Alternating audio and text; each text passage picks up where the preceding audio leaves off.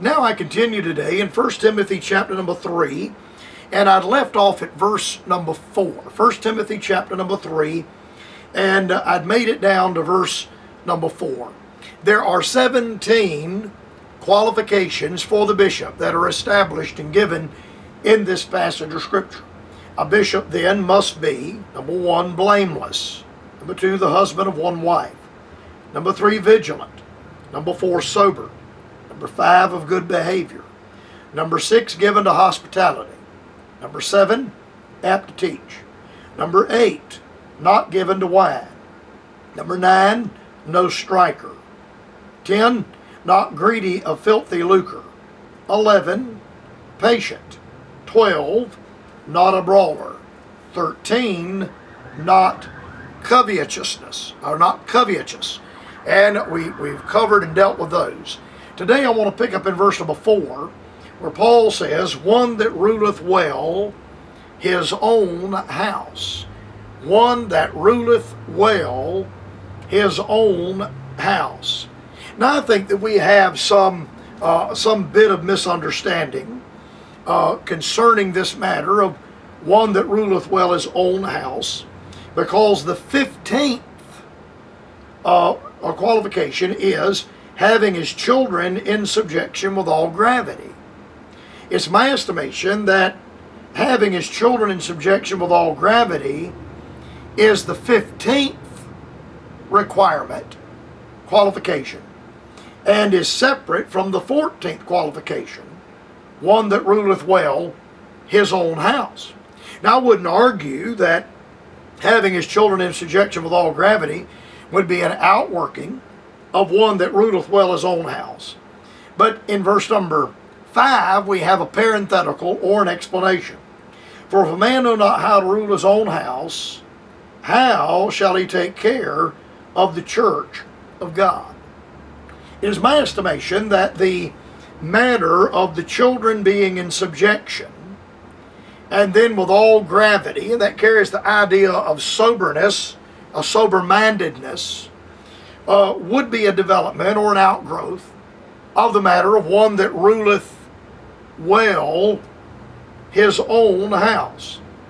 Now this matter of ruling, a man that ruleth well his own house should not be understood or depicted as a man that would be a despot, a man that would be despotic in his treatment of his wife and his children. Paul speaks much about husbands, love your wives. No man ever yet hated his own flesh. Paul is careful to instruct fathers to not provoke their children to wrath, but to bring them up in the nurture and admonition of the Lord. A loving father would not discourage his children. I've run into a few men along the way in the course of my life that I thought were a source of discouragement to their children. Their children could never do anything right.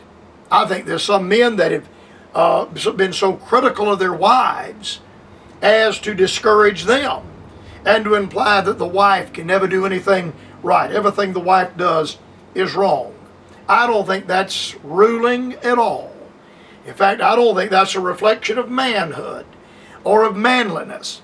I think it would be a coward that would be constantly and perpetually trying to break down and break the spirits of his wife and break the spirit of his children. That has nothing to do with that at all. I think the matter of one ruling his own house will reflect itself in having his children in subjection with all gravity. Now, you can break out the rod and you can beat people into subjection, but I don't know that that would be leadership by example. The scriptures are clear. He that hateth the son, spareth his rod, hateth the son. And I spanked my children when they needed it on occasion. But they probably didn't receive spankings from me as often as they should have. And I'm certain that I probably didn't receive spankings as often as I deserved. But this matter of rulership, ruling his own house well, will give itself to a wife desiring to follow her husband, not having to be told to follow her husband, but following him, and children likewise wanting to follow the example of father and to follow the leadership of father. To rule simply means to govern. It is to govern the movements of one, or to govern the movements of things. To rule is to conduct an area of business, or to manage, or to control. The father, as the head of the home, is to manage the home. He is to guide the home. He is to conduct the affairs of the home. For instance, God rules the world He has created. God is in control of this earth. But everyone on earth is not in subjection to God.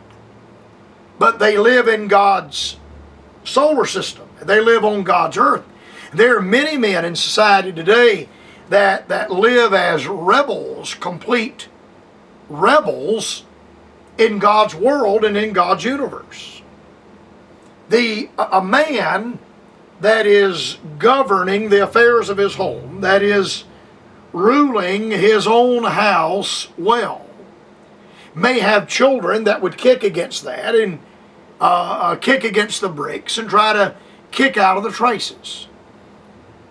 The rebellion of the children is no reflection on the rulership of the father if the father is ruling his own house well.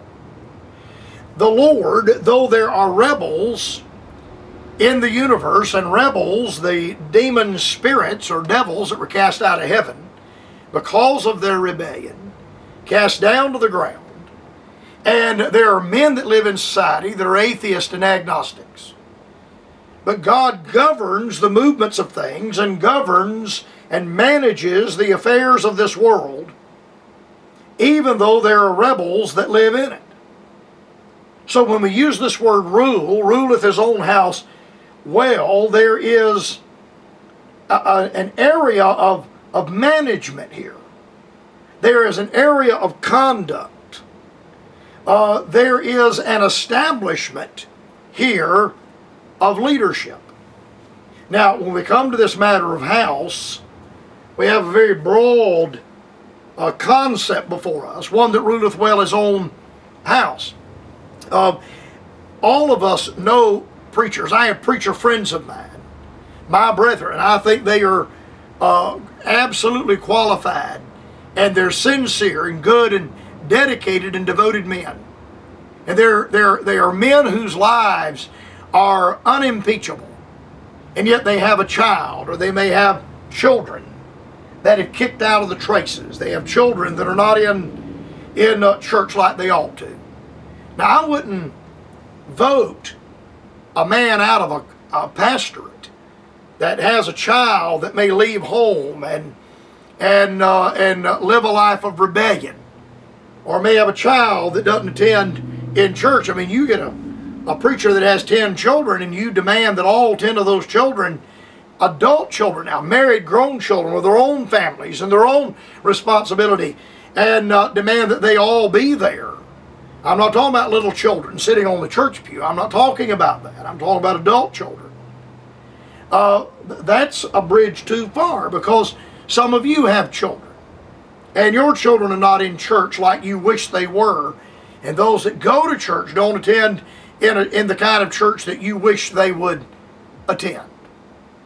The manner of one's house, one that ruleth well his own house, is one that rules his estate. He rules the kingdom. A man's home is his kingdom. He rules the estate that he is in, the kingdom that he is in. He rules that house well. There's order in the home. One of the definitions of the word rule, by the way, is that of an order, a precept, a rule to go by.